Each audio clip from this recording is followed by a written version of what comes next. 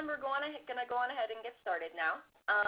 So thank you for joining us for the Building Effective Community Partnerships Distance Learning event. This session is the second in a six-part Outreach and Enrollment Distance Learning series, a collaboration between the Colorado Community Health Network, or CCHN, and CHAMP, or the Community Health Association of Mountains and Plains States. My name is Sophie Hagberg, and I'm the Outreach and Enrollment Coordinator at CHAMP. You can find out more about this series, as well as the dates and times for upcoming events, on the CHAMP's Distance Learning page. All of the distance learning events in this series will take place once a month on Thursdays at 1 p.m. Mountain Time, or 2 p.m. Central Time, from May through October of 2015. The next event in the series, School-Based Outreach, A Recipe for Success, will take place on Thursday, July 9th at 1 p.m. Mountain Time, or 2 p.m. Central Time.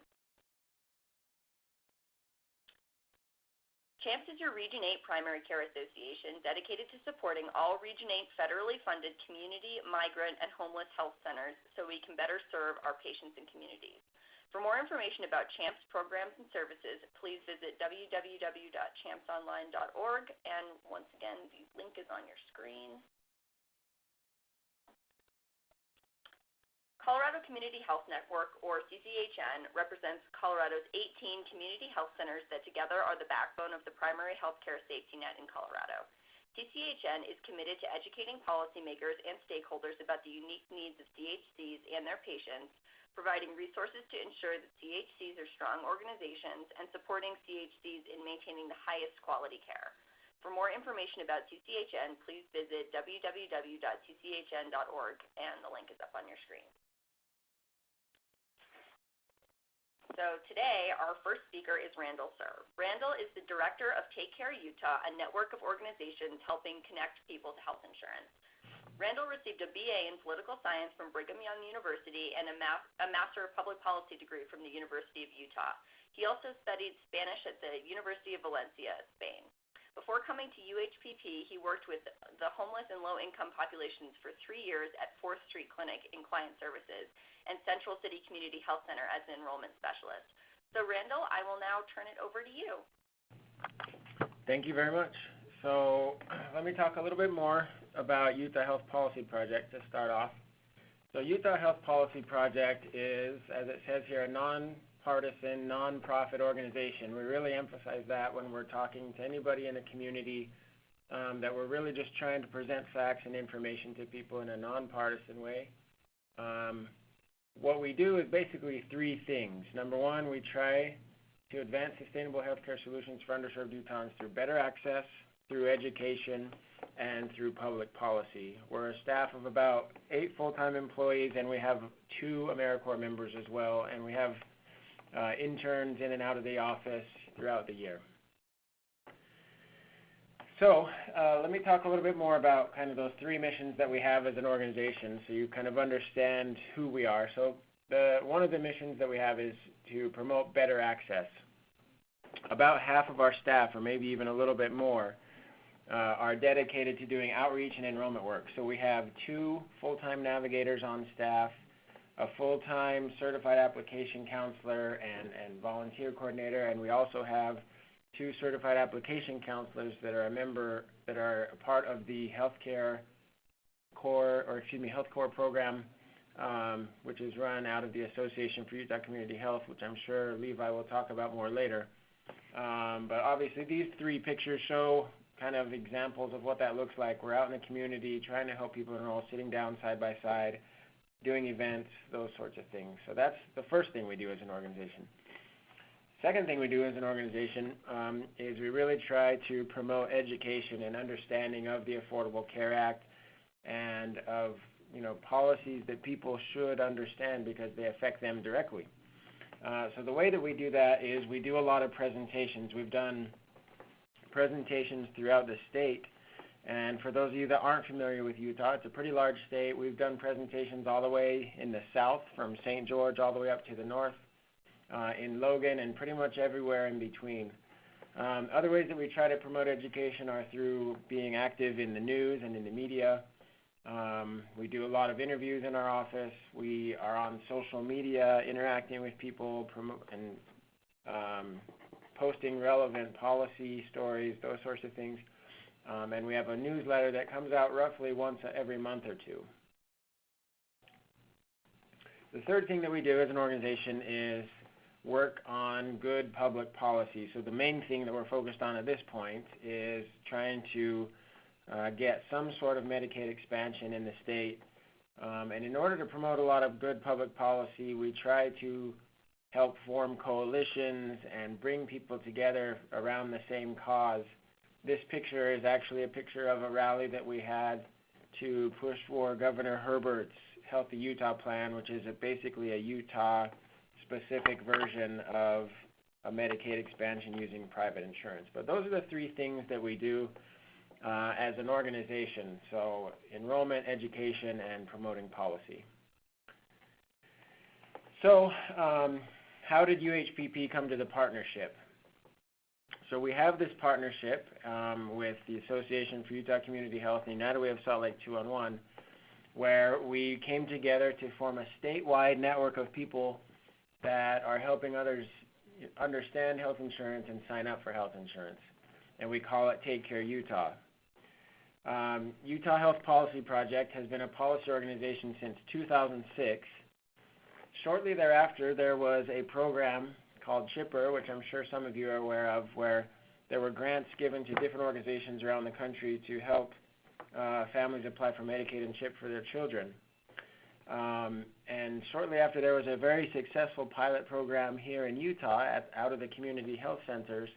Utah Health Policy Project decided to replicate that model, and in 2011 received a grant to launch an enrollment program out of this office.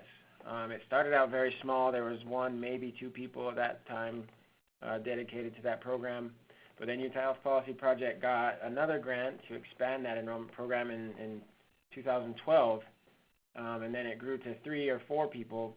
But after that, we applied for a Navigator grant, and we're basically thrown off the deep end of, now it's a large program that we're really dedicated to outreach and enrollment, and it's been a fantastic experience. So Utah Health Policy Project's role within Take Care Utah, within this larger network, I myself am the director of Take Care Utah. So what that means is I'm directly over the navigators within the grant that we applied for as a group of organizations. So there's going to be 15 navigators within our grant, hopefully in the coming years. Right now we have about 12. But we are the lead navigator grantee within this partnership. So that means that we're managing the navigator grantees and trying to coordinate a lot of events and trainings and education. So the navigators get together about once every month, and we share best practices, coordinate outreach and enrollment, those sorts of things. But you can see here from these pictures that at least once a year, we did it 2 times a year for the first couple grant periods, where we'd get all the navigators and all the CACs from across the state together to have trainings and really network and establish that we wanted to work towards the same goal. So another part of UHPP's role is that we really try to create shared goals and shared branding. And so what that means here, I tried to give a visual example that we really try to use the same colors, the same logo, and the same message across all the flyers and all the things that we're using to promote health insurance outreach and enrollment. So you see this bigger flyer on the left here is in English, just basic messaging: need health insurance, confused, get free help now, and then it lets them know what website or what phone number they can call to get that free help. So we really tried to come up with a message that resonated with a lot of people and that everybody could understand, and to depoliticize any sort of messaging. And then we use that same message across cultures, across languages, to really make sure that people understand that Take Care Utah is where they can go to get that help. So let me talk a little bit more about what Take Care Utah is and kind of how it works. So Take Care Utah, the middle logo right there, that is the larger network. We have about 90 navigators and certified application counselors across the state that ideally are all using this same brand and this same marketing to promote their services. Take Care Utah, however, is led by 3 organizations: Utah Health Policy Project, which is where I work, United Way of Salt Lake 211, which has a statewide call center, and the Association for Utah Community Health, which is the primary care association here in Utah. So these 3 organizations came together and decided to apply for the Navigator grant, as well as forming this larger network of people and bringing everybody together around the same goals so as to avoid competition and confusion. So this image really illustrates in the simplest way what we do, and this is our motto, so to speak, or our slogan that we really try to push out there. We've had this on billboards across the state and those sorts of things, but we make health insurance easy, and we're free. So that's really a way of explaining to people, that we decided is a way of explaining to people what we do without them having to understand exactly what the Affordable Care Act is, what they qualify for, what a premium is, what a deductible is, those sorts of things. Basically, we try to make it simple for people and offer them free help. So this is really what it looks like, I think, in all of these organizations that we have across the state, that people are really just sitting down next to people, explaining to them what their options are, and working through the application process. Here in Utah, we use the federal marketplace, or healthcare.gov, which is where we do a lot of our applications, but we also do plenty of Medicaid and CHIP applications as well. The website that we have created for hopefully easy use, we hope it's a user-friendly website, is takecareutah.org. You can see there on that left screenshot, if you look in that little green box there, that's the box that people use to put in their zip code, choose a radius, and then it pulls up a screen like the screenshot on the right there of the closest navigator or certified application counselor to them, with their direct phone number, the name of the person that they need to ask for, those sorts of things. So it's really simple to get a hold of who you need to get help from.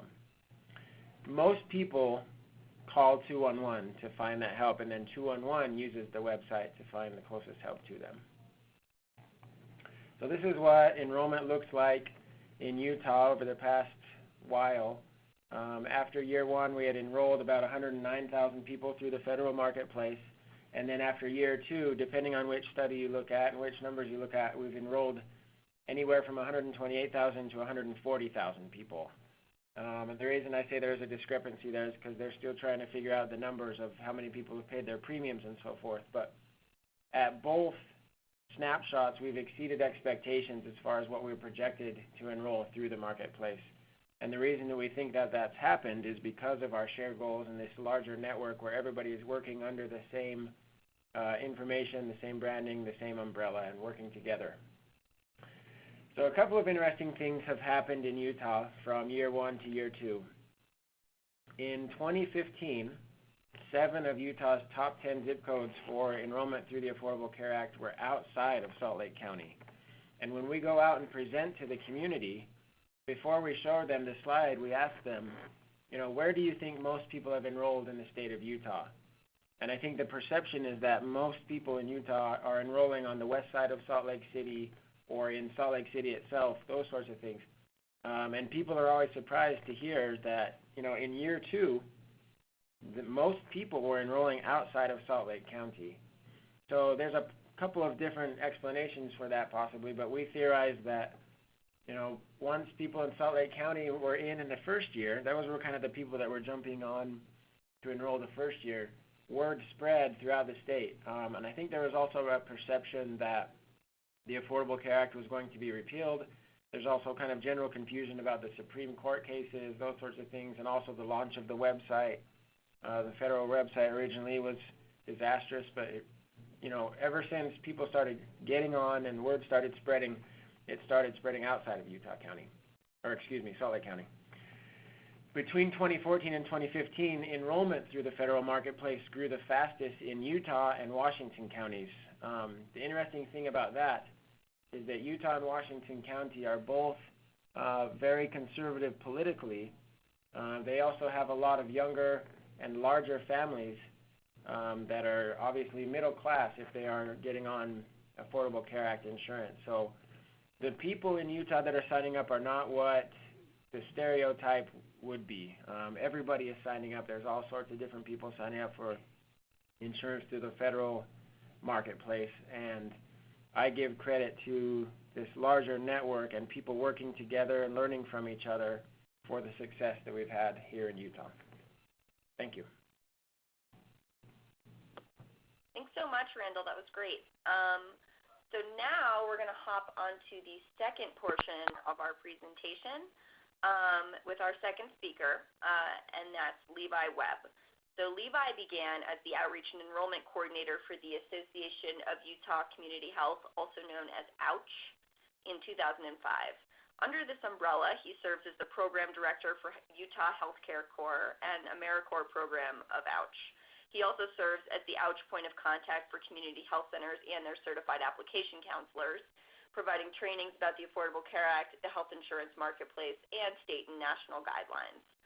Another service he provides is assisting community health centers with their implementation of services for special populations such as the homeless, migrant and seasonal farm workers, the GLBT community, and veterans. Levi graduated from the University of Utah with a degree in speech communication and Southwest history. So Levi, I'm now going to pass it over to you. Thank you very much, Sophie. So as Sophie said, we are the Association for Utah Community Health, or AUCH, which was formed in 1985. AUCH is the voice of Utah's health centers and their patients.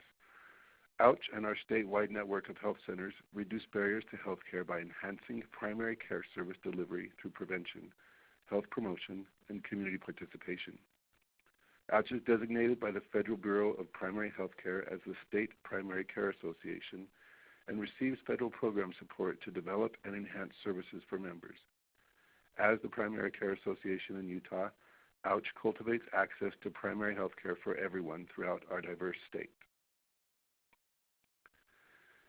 The Association for Utah Community Health, our organization represents over 40 not-for-profit community clinics who provide quality health care services, including medical, dental, and behavioral health, particularly for low to moderate income, uninsured or underinsured Utahns who might otherwise not have access to health care. Our members include federal health center grantees and other providers who strive to meet the needs of all Utahns in rural and urban areas. We support and represent our members through training and technical assistance, education, policy analysis, and community development. Members who have joined AUCH are demonstrating their commitment to an equitable healthcare system that provides access to quality services for all Utah residents. Health center membership is available to Section 330 Health Center grantees, lookalikes, Title 10 grantees, and Title 5 grantees. Affiliate membership is available to nonprofit providers of direct primary and preventive healthcare services. Utah's health centers provide comprehensive, culturally competent, quality primary healthcare services to medically underserved communities and vulnerable populations across the state. Health centers are community-based and patient-directed organizations that serve populations with limited access to health care. AUCH's membership consists of 13 health centers, 1 Title 10 grantee and 1 Title 5 grantee, and 5 affiliate members who operate 46 clinic sites in Utah and 1 in Wyoming. We also have 1 coming in September to Idaho. Each of the sites has at least 1 certified application counselor.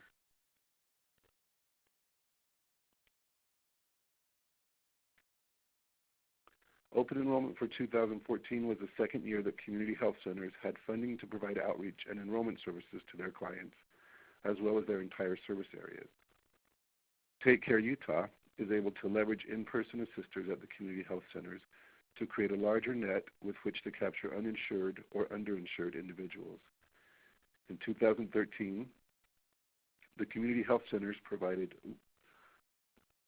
35,857 individuals with health insurance information, submitted 6,131 applications for Medicaid or subsidies through the Affordable Care Act, and verified that 3,242 individuals were actually enrolled into a health care plan. As I mentioned earlier, and because they are important to today's conversation, I will briefly touch on the training and technical assistance and education that is provided or facilitated by AUCH. Training is AUCH created, presented, and evaluated topics in which the health centers have specifically expressed interest.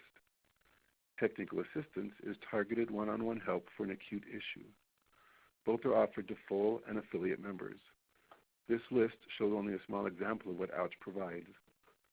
During the first quarter of 2015, AUCH provided 578 hours of training in 17 subject areas and 1,229 hours of technical assistance in 32 subject areas.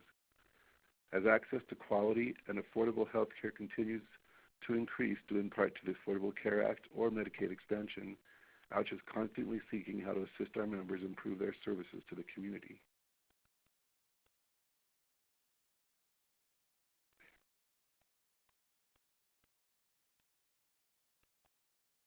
Sorry, I'm having a little problem here.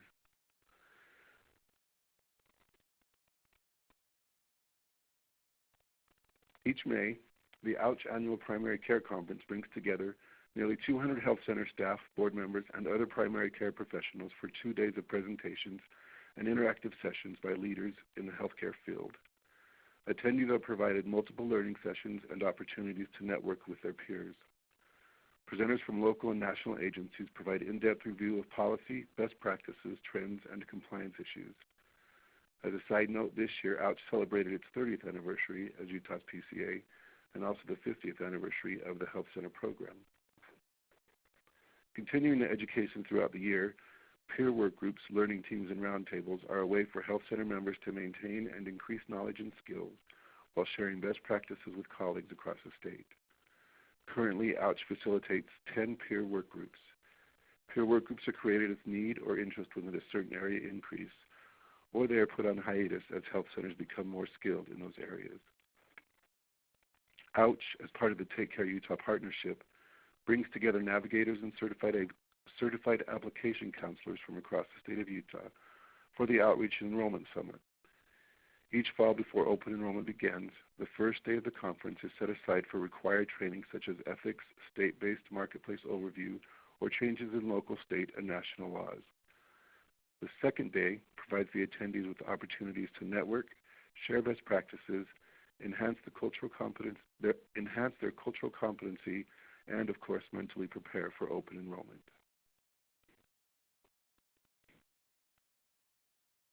In 1995, AUCH applied for and received one of the first grants from the newly formed Corporation for National and Community Service to create an AmeriCorps program. The Utah Healthcare Corps became one of the first health-focused AmeriCorps programs in the nation by engaging 14 AmeriCorps members to serve at 5 community health centers. UHC members are tasked with increasing access to primary health care services for all Utahns by reducing economic, geographic, cultural, and language barriers at the sites where they serve. Most members are recruited from their communities that they will be serving. This provides the members with an understanding of what a patient or client may be experiencing and insight on how to use local resources to provide respite. Members serve at community health centers and community health-based organizations across the state, allowing them to be additional eyes and ears of Take Care Utah. Because of their established integration in their communities, they provide insight that might otherwise be unavailable. For the 2015-2016 term, 40 UHC members will provide health education and enrollment services across the state.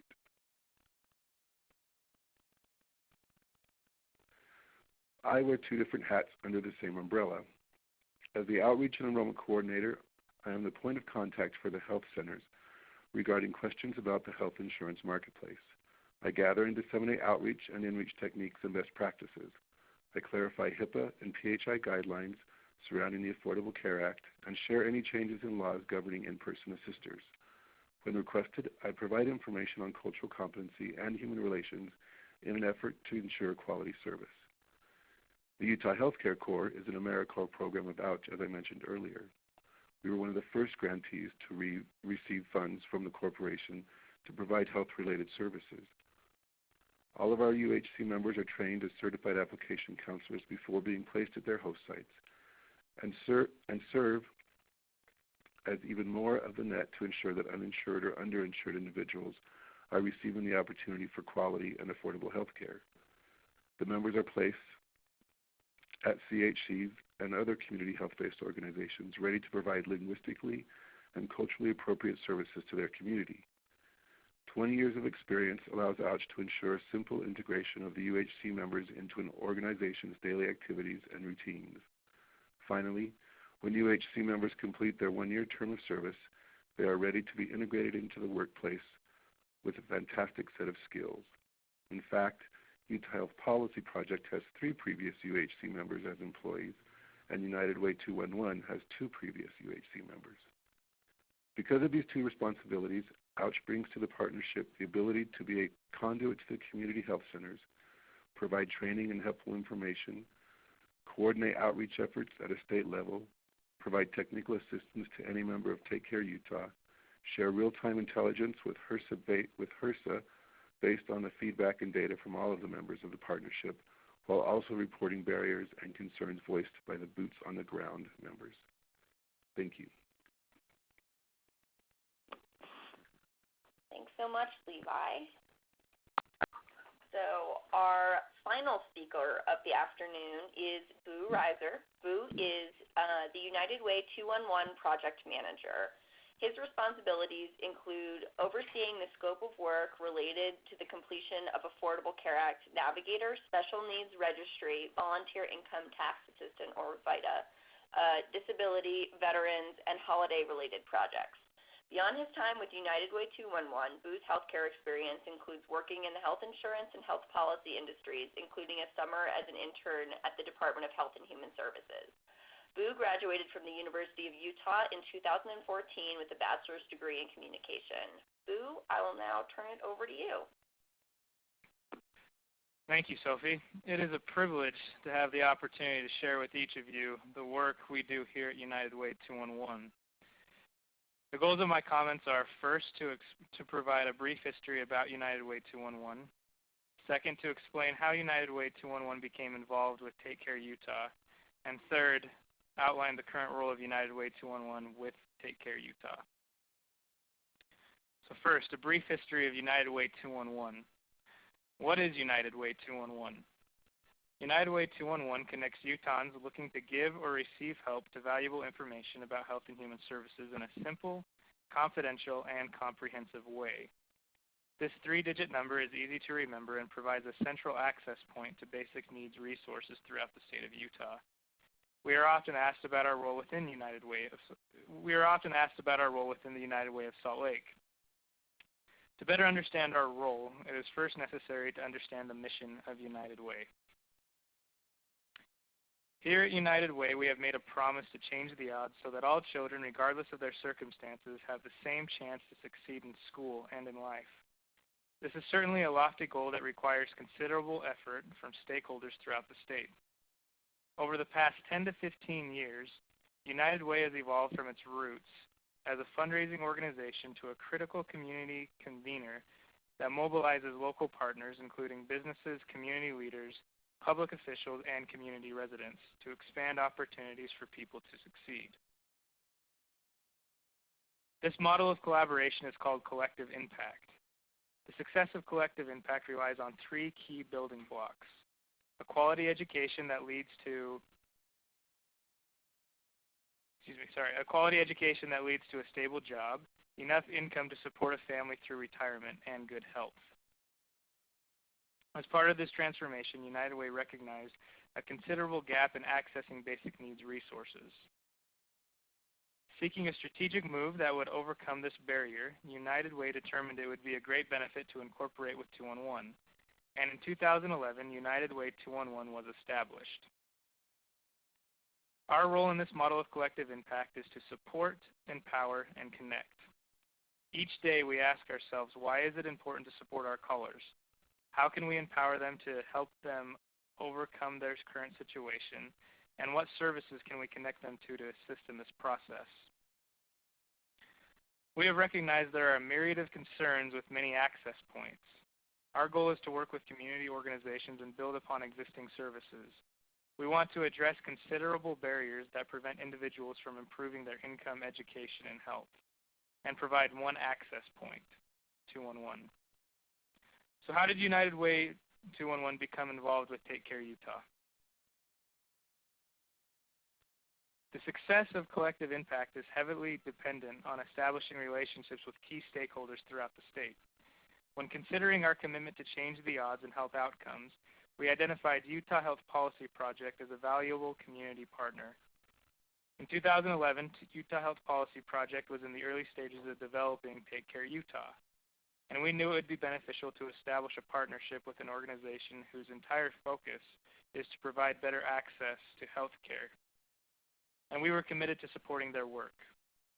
As these discussions evolved, and with the integration of the Association for Utah Community Health, a statewide voice for Utah's community health centers and their patients, it was determined 211 would be a valuable resource for those who have questions about where to go for healthcare-related assistance. As this partnership formed, we anticipated challenges. Initially, we thought it would be realistic to have a navigator and certified application counselors in-house to answer phone calls and enroll consumers in health insurance over the phone. As we all know, the unveiling of the Affordable Care Act was accompanied with many unanticipated hurdles. We soon recognized our ACA team would need to be out in the community assisting consumers in person, answering their questions and helping them enroll. With that said, partnering with Utah Health Policy Project and the Association for Utah Community Health has been tremendous. Every day my confidence is renewed in this collaboration and the work we do. Together we have made considerable strides in improving the overall health outcomes of Utahns throughout the state. And now I'll provide better context about the role of United Way 211 in this collaboration. Our current role with Take Care Utah is first and foremost to provide that central access point for callers throughout the state. Everyone who knows about Take Care Utah will know they can call 211 to access pertinent healthcare information. To give you an idea about our overall production, with a staff of 19 employees, including 1 navigator and 2 certified application counselors, in 2014 we received 96,000 calls, which resulted in about 160,000 referrals to local health and human services. In terms of healthcare-related calls, since October 1st, 2014, we have received 13,954 healthcare-related calls and have provided 3,182 healthcare-related referrals. These referrals include access to community health centers and other healthcare-related resources throughout the state. When a call is received, a caller will learn about Take Care Utah in one of 2 ways. They will specifically ask about health insurance, and we will inform them of their options within Take Care Utah, or we will inform them about Take Care Utah. This occurs at the beginning of the call. When a call is received, the caller is asked a series of demographic questions, one of which is there anyone in the house in need of health insurance? When the answer is yes, we will make a note. After addressing the initial needs request of the caller, we will ask them about their healthcare situation and inform them of Take Care Utah. With a navigator and 2 certified application counselors on staff, we want to ensure a quality experience for those calling about health insurance. Our goal is to provide every caller with direct access to someone that will answer their healthcare questions. If someone is expecting to call 211 and speak with someone about health insurance, we want them to speak with someone as soon as possible. With this in mind, we follow a guideline of best, better, good.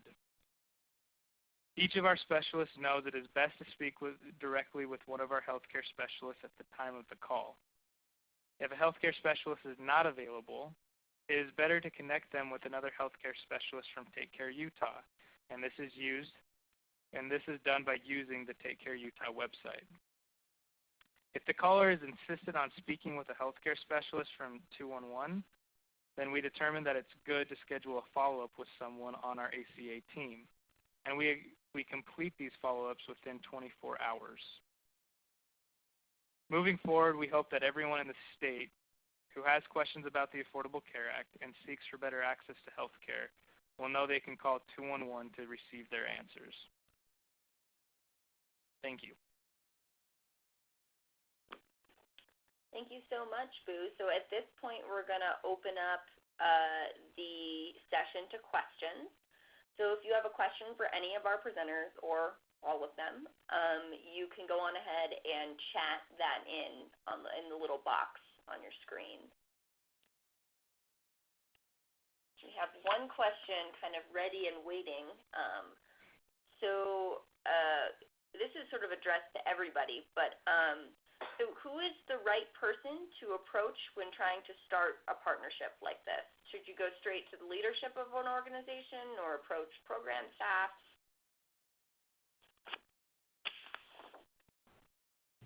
So this is Randall. I think it depends on who's asking to be a part of the program.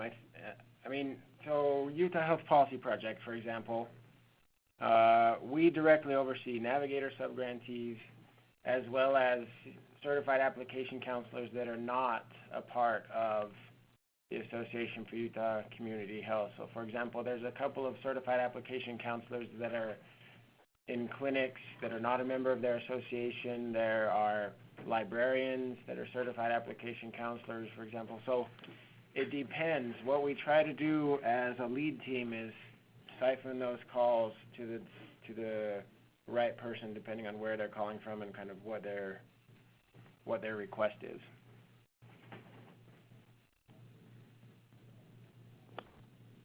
Awesome, thanks. Boo or Levi, do you have anything to add to that? No, I think Randall hit it on the head. I mean, I think the question in terms of really like how does this partnership really begin, it really depends on your situation. I mean, I know from the standpoint of 211, we were fortunate to have Utah Health Policy Project and the Association for Utah Community Health really take the lead at really starting that collaboration. And as we became a part of it, it really made sense for 211. So in terms of where to start, I mean, if you're a policy group, if you have a network like AUCH, then we're starting conversations with with like-minded organizations and really determining who fits best as really to take that lead. And as Take Care Utah, it fit well that Utah Health Policy Project was the director of Take Care Utah, but we have a lead team that collaborates and works very cohesively together. So it's kind of a tough question to give a specific response to. Sure, awesome. Thank you. Well, I think that was some great general information. We have another question that came through the chat that says, most partnerships mentioned are health agency related. What partnerships have you established with the business community and what steps are taken to develop business partnerships?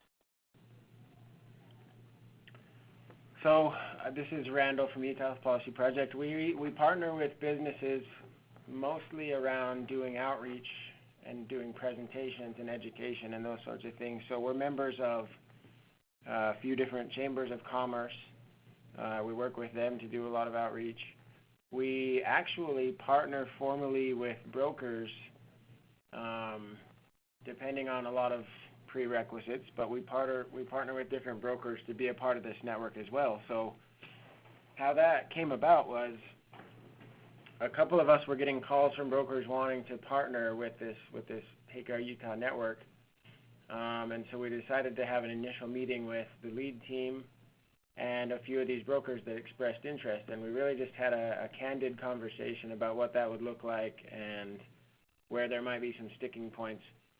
And long story short, we came up with a memorandum of understanding that would allow them to be a part of this network, to be listed on the Take Care Utah website, and to be able to refer back and forth to each other when it's appropriate. But what that means is they have to be marketplace certified.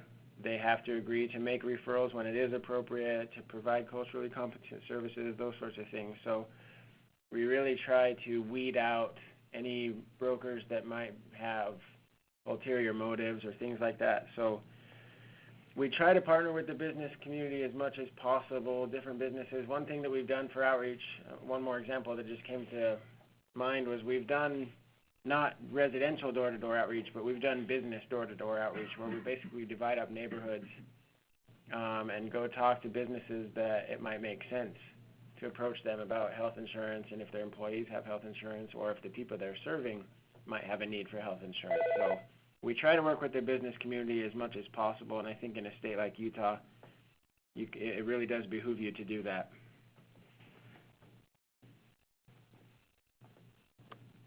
Awesome, thank you.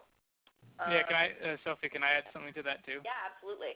So, Randall talked about approaching businesses with their employees and seeing what the healthcare situation of that is, what their healthcare situation is. And I know we have experienced a number of successful opportunities with business leaders in the community, particularly with the seasonal businesses who hire seasonal staff. These are individuals who, their income is going to be on the lower end of the federal poverty level, and it makes sense for them to have health insurance. And so we've seen success with that. And the other example that I would provide is the unique benefit of having United Way. Part of this collaboration is we work with many different types of businesses beyond healthcare. And so one example is my position as the project manager here is I work with VITA, the Volunteer Income Tax Assistance. And we recognized a unique opportunity specifically this year during tax season, because with the special enrollment period for being provided for those who didn't know about the healthcare penalty, we were able to partner with different community centers who were providing this tax assistance and work with those who were receiving assistance and asking them questions about their health care. And if they had questions, we were able to answer them. If they didn't know about the penalty, we were able to inform them about the special enrollment period and schedule an appointment for them to receive health insurance. And I know from our end, we had a number of enrollments that came through that specific partnership. So adding to what Randall said, it's all about thinking outside the box and really finding those different access points where people will have questions about health insurance. It's not always healthcare-related agencies where those questions are produced. It could be with a ski resort or other types of businesses. So that's what I would add.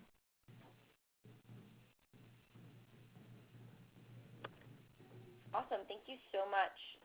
So we have one more question, and this is kind of the million-dollar question, I think, for Randall, which is, can you elaborate on how a navigator can work with a CAC organization so closely without, I think, this is around the financial aspect of it, without commingling funds, basically? Sure. We've never really had a problem with that. We try to draw a distinct line between navigators and CACs and how their finances are being funneled. So, as an example, at the outreach and enrollment summits that we have once or twice a year, where we get all the navigators and certified application counselors together, we ask a nominal fee basically to cover the cost of the food and the facility. So every organization or every enrollment assister is in charge of that cost. We don't cover that cost. Another example that I would give would be, I don't know, I've just never seen it as a problem in our state. I'm wondering maybe if there's more specifics about how that has been an issue in other states, and maybe I could better address the question. I think this came through the registration link, so I think this is just generally referring to the sort of rules and regulations behind the Navigator grant and how specific it is relating to not working with or sharing resources specifically with CACs. But I think that kind of addressed it. Right. Well, we definitely don't use Navigator funds for certified application counselors because that is restricted. I think if there is any sort of cost for a certified application counselor, it's up to the organization of how they cover that cost. But that's correct. We can't use any sort of Navigator funding for certified application counselors, and we steer clear of that. Awesome. Thank you. So we have another question. So it says, Randall mentioned using the news. If you use paid media, what kind of funding are you using to pay for ads? If you use earned media, what kind of reciprocal work do you do? Right. So most of the work that we do in the media actually, maybe it's about 50-50, but half of it we pay for media through the Navigator grant, so we'll have a navigator or two go on the radio or do a program and maybe do a short interview or create a small ad. That's used through Navigator funding. But a lot of the media we do actually is just free. We'll approach the media, or they'll approach us oftentimes with questions. Especially if there's any sort of negative media, we try to address the journalist and let them know who we are and why we would be a valuable resource to include within their report. An example of that would be that there's a very popular investigative reporter here. His name is Matt Gephardt, and Boo actually brought this story to our attention, where he was reporting a negative experience that people were having getting their newborn babies on marketplace insurance. And so we approached Matt Gephardt directly. We emailed them. We weren't exactly expecting a response, but long story short, their producer, the cameraman, Matt himself came out to our office and wanted to talk about this network that we have and how we can help people. So I think even negative media, sometimes you can turn it into a positive if you follow up with the journalist and have a conversation about it. Yeah, and with that specific example, I recall the day after the report was aired on TV, we had many calls for a number of days referring to that specific report. So that's a great example. Awesome, thank you. Are there any other questions from anybody? We can give you another few minutes to chat anything in that you want to know.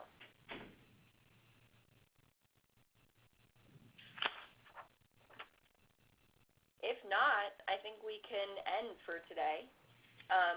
So on behalf of both CHAMPS and CCHN, I want to thank you for joining us this afternoon. One really quick thing, when you close this window, a survey is going to pop up in your browser. We would really appreciate you taking the time to fill it out. The feedback we receive from these trainings is invaluable for planning future O&E trainings. Additionally, we hope you're able to join us for our third event in this series, which is School-Based Outreach, A Recipe for Success, which will occur on July 9th, again at 1 p.m. Mountain Time or 2 p.m. Central. Registration for that event will open very shortly, so keep an eye out. Again, thank you for joining us, and we hope you have a great afternoon. Thank you.